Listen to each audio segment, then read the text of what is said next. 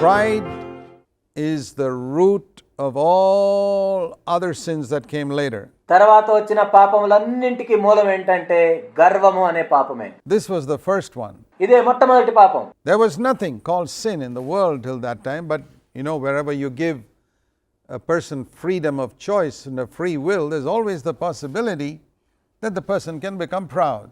అప్పటి వరకు పాపము అనేదే తెలియని విశ్వంలో మొట్టమొదటిగా పాపం అనేది వచ్చింది.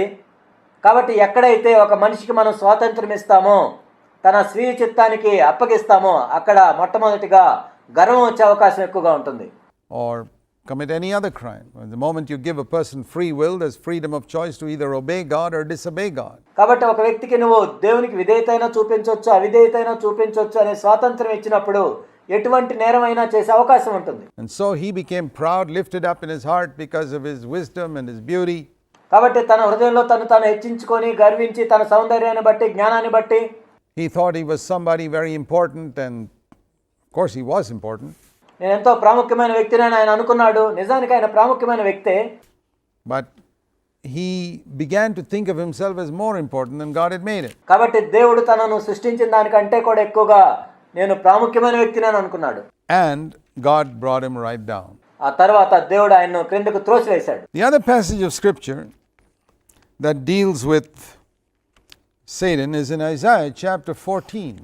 సైతాను గురించి మరొక చాట మనం చూడాలంటే అది యెషయా గ్రంథం 14వ అధ్యాయంలో ఉంటుంది.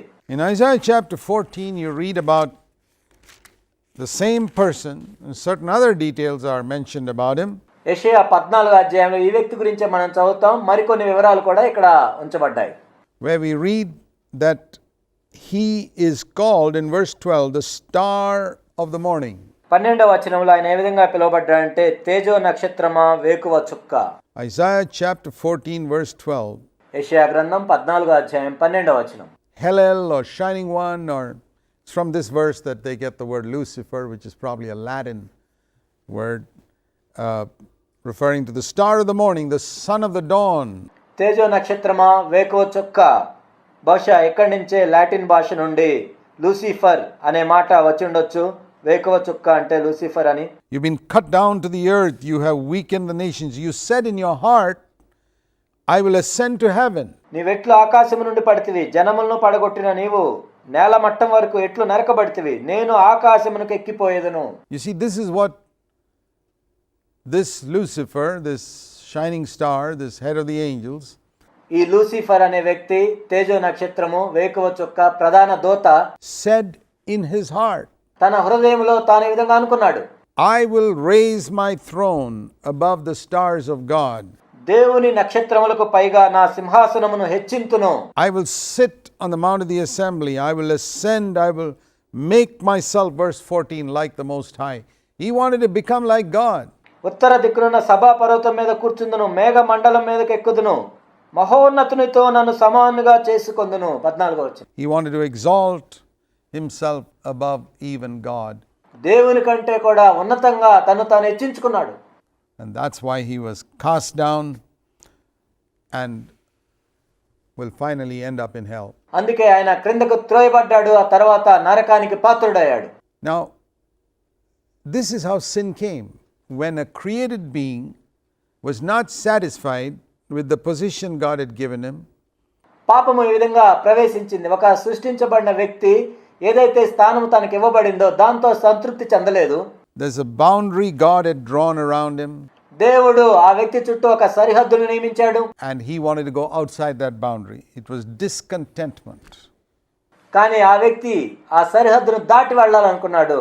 అది ఎంతో అసంతృప్తి. He was not satisfied with the position he had. He wanted something more. తనకున్న స్థానంతో తాను తృప్తి చెందక ఇంకా ఏదో కావాలనుకున్నాడు. He was proud of his wisdom, his beauty, తన జ్ఞానాన్ని బట్టి గర్వించాడు, తన సౌందర్యాన్ని బట్టి గర్వించాడు. and it lifted up his heart, and he fell and became the devil. తన హృదయంలో ఉప్పొంగి పడిపోయి అపవాదిగా మారిపోయాడు. So what we see here is that pride can turn an angel into a devil in a moment. కాబట్టి ఇక్కడ మనం ఏం చూస్తున్నామంటే గర్వము అనేది ఒక దేవదూతను కూడా ఒక్క క్షణములోనే అపవాదిగా దయ్యముగా మార్చగలదు. It didn't take long. In a moment, he became the devil, and it came through pride. ఎంతో సమయం పట్టలేదు, ఒక్క క్షణంలోనే తన గర్వాన్ని బట్టి అపవాదిగా మారిపోయాడు. And so it's important for us to see that, because pride can ruin a person even today in exactly the same way. కాబట్టి ఈనాడు కూడా గర్వం అనేది మనల్ని కూడా అలానే చేయగలదు. The other thing we see here is discontentment. ఇక్కడ మనం చూసే మరొక విషయం ఏమిటంటే అసంతృప్తి. He was unhappy with the boundary God had drawn around him. దేవుడు ఆ వ్యక్తి చుట్టూ గీసిన ఆ సరిహద్దుల్లో ఆ వ్యక్తి సంతోషంగా లేడు. It was a very huge boundary because all the angels were subject to him. ఆ సరిహద్దును మనం చూసినట్లయితే అది ఎంతో పెద్దది, ఎందుకంటే దేవదూతలందరూ కూడా ఆయనకే లోబడుతున్నారు. He was the head of the angels. ఆ దేవదూతలందరికీ ప్రధాన దేవదూతగా ఉన్నాడు. He was the highest of all created beings. సృష్టించబడిన వారందరికంటే కూడా ఆయన ఎంతో ఉన్నతంగా ఉన్నాడు.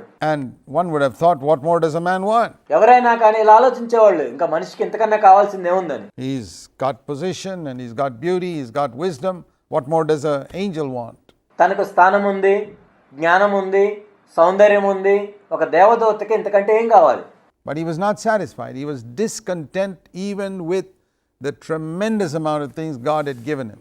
కాబట్టి దేవుడు ఎన్నో విషయాలు ఆయనకి ఇచ్చినా కానీ దాన్ని బట్టి సంతోషంగా లేడు, ఎంతో అసంతృప్తిగా ఉన్నాడు. What we learn from that is that discontentment can also make a beautiful angel into a devil. కాబట్టి దీని నుండి మనం ఏమి నేర్చుకోవాలంటే అసంతృప్తి అనేది ఒక అందమైన దేవదూతను కూడా అపవాదిగా మార్చగలదు In a moment. ఒక్క క్షణంలో.